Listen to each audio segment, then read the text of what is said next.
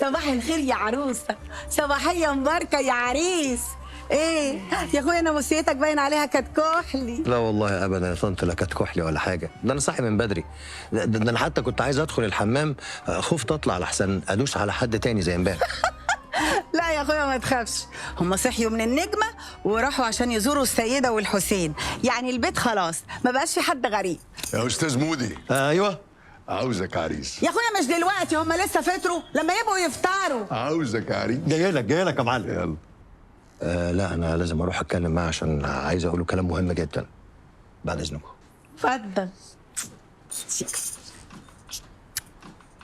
يا نهار اسود، ايه بيت؟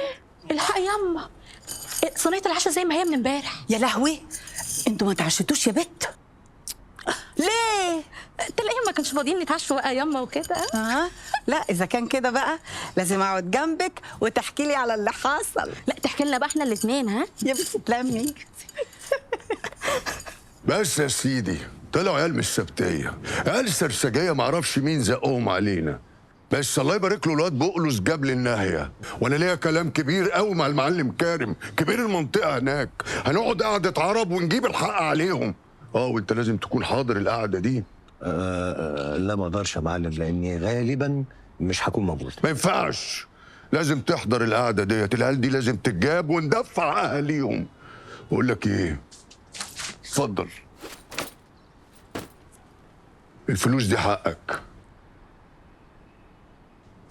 ايه الفلوس ده يا معلم؟ الفلوس دي يا سيدي فلوس النقطة، وهتلاقي كشف بأسماء كل الناس اللي عملت معاك الواجب، عشان ده يبقى دين عليك.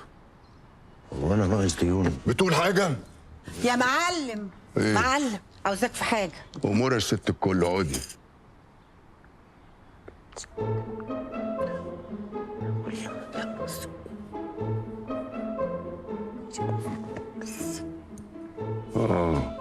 طب اتكل انت.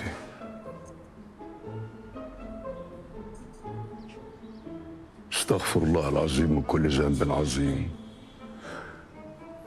منور يا عريس. بنورك يا معلم.